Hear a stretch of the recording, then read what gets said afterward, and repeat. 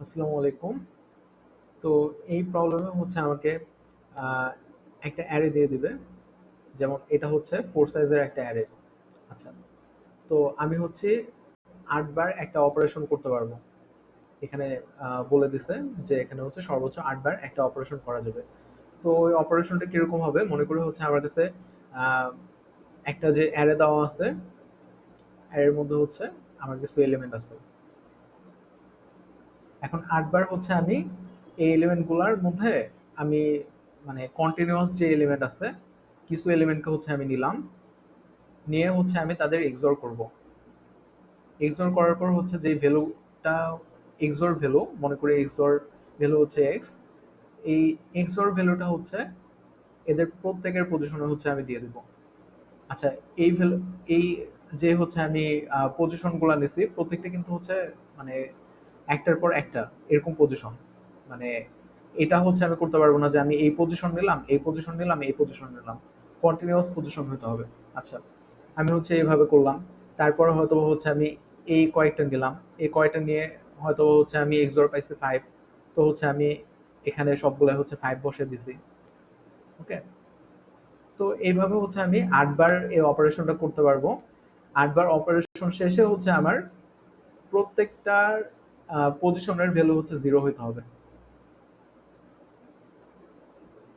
আচ্ছা, এখন এখানে হচ্ছে আমরা কিভাবে করতে পারি? একটা বিষয় হচ্ছে আমরা যদি চিন্তা করি, যদি এখানে অ্যারের যে সাইজ দেওয়া আছে এন, যদি হচ্ছে এন জোড় সংখ্যা হয়, মানে যদি 0 হয় বা এন যদি হচ্ছে জোড় সংখ্যা হয়, তাহলে হচ্ছে আমরা এটাকে অনেক সহজে করতে পারি। যেমন মনে করি আমার কাছে আহ, 4টে ইন্ডেক্স বা 6টে ইন্ডেক্স আছে, একটু চিন্তা করি। আচ্ছা, এটা হচ্ছে জোড় সংখ্যক। আচ্ছা, আমি এদের হচ্ছে প্রথমবার হচ্ছে আমি এদের পুরাটাকে হচ্ছে নিয়ে নিলাম। মানে প্রথমবার হচ্ছে আমি 1 থেকে n পর্যন্ত সবগুলাকে হচ্ছে আমি নিয়ে নিছি। ওকে, এখন 1 থেকে n বোঝাইতে হচ্ছে এটা একটু 1 থেকে n সবগুলাকে হচ্ছে আমি নিয়ে নিছি। তাহলে হয়তো হচ্ছে এদের এক্সর হচ্ছে এক্স হইলো। তো এই প্রত্যেকটা পজিশনে হচ্ছে এক্স বসে যাবে। আচ্ছা, তারপরের বার হচ্ছে আমি আবার 1 থেকে n পর্যন্ত সবগুলাকে নিয়ে দেবো। তাহলে এখন কি হবে? যেমন মনে করি শ্রী, শ্রী, এদের এক্সর কি হয়? শ্রী এক্সর হচ্ছে শ্রী, এটা কিন্তু 0। এক্স এক্সর হচ্ছে এক্স, এটা হচ্ছে 0।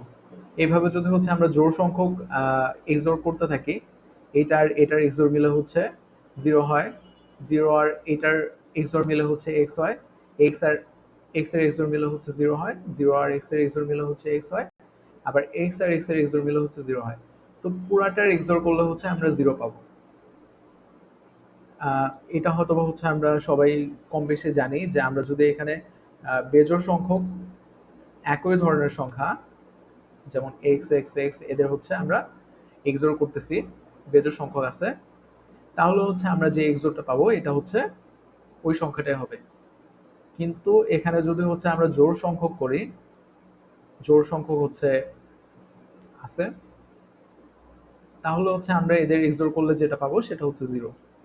ওকে, তো এটা তো হচ্ছে ইভেনের ক্ষেত্রে। ইভেনের ক্ষেত্রে হচ্ছে আমার এখানে কি কি সংখ্যা আছে, অ্যারের মধ্যে কি কি সংখ্যা আছে এটা হচ্ছে আমার দেখার কোনো দরকার নেই। আমি কি জানি যে আমি পুরাটাই হচ্ছে একবার নিব, তাহলে কি সবকিছু হচ্ছে ওই এক্সোর দিয়ে রিপ্লেস হয়ে যাচ্ছে। তারপর হচ্ছে আমি আরেকবার নিব, আমি তো জানি যে এটা হচ্ছে ইভেন সংখ্যক, জোড় সংখ্যক, তো হচ্ছে সবগুলো 0 হয়ে যাবে। ওকে, এখন যদি হচ্ছে উম, বেজোড় সংখ্যক হয়, এখানে আছে, আচ্ছা এটা এভাবে দিই, এখানে আছে 2টা, 3টা, 4টা, 5টা, এটা দিয়ে একটু বুঝি। আচ্ছা, প্রথমবার হচ্ছে আমি কি করলাম, প্রথমবার হচ্ছে আমি এদের সবগুলাকেই নিব। তার মানে হচ্ছে 1 থেকে n পর্যন্ত সবগুলাকেই নিব। তাহলে এখানে কি হবে? এখানে এদের এক্সোর যেটা হওয়ার কথা ওইটা হবে। আচ্ছা, তারপরের বার হচ্ছে আমি যদি লাস্টেরটা বাদ দিয়ে সবগুলাকেই নেই, তার মানে হচ্ছে আমরা 1 থেকে শুরু করে এন মাইনাস ওয়ান পর্যন্ত সবগুলোকে হচ্ছে নিছি। তো এখানে তো আমরা জোড় সংখ্যক নিছি। আগে যেহেতু বলছিলাম যে এখানে এন হচ্ছে বেজোড়। এন যদি বেজোড় হয় তাহলে আমরা এন মাইনাস ওয়ানটা নিছি, একটাকে বাদ দিয়ে আমরা বাকি সবগুলাকে নিছি, এটা জোড় হবে।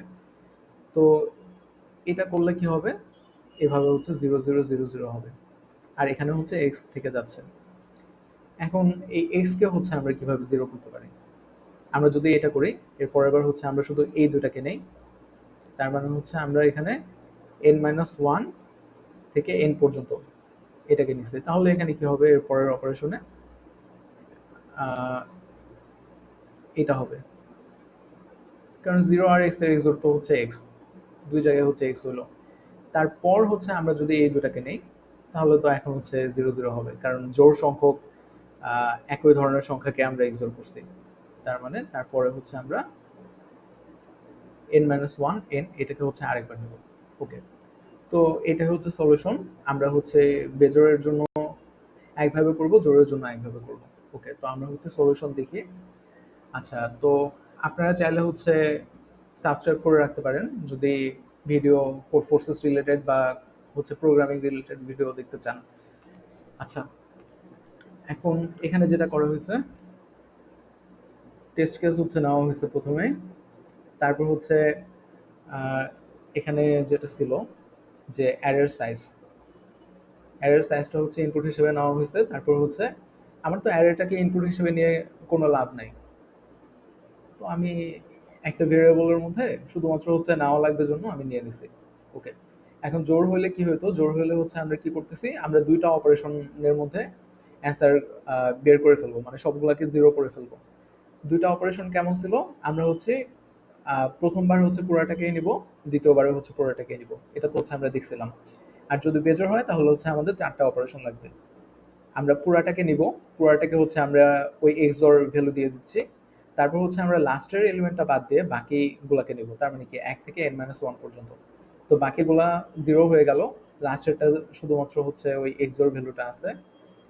এখন আমরা যেটা করব যে লাস্টের আগেরটা আর লাস্টেরটা, তারপর হচ্ছে লাস্টের আগেরটা আর লাস্টেরটা, এভাবে হচ্ছে সবগুলো জিরো হয়ে যাবে। ওকে, থ্যাংক ইউ।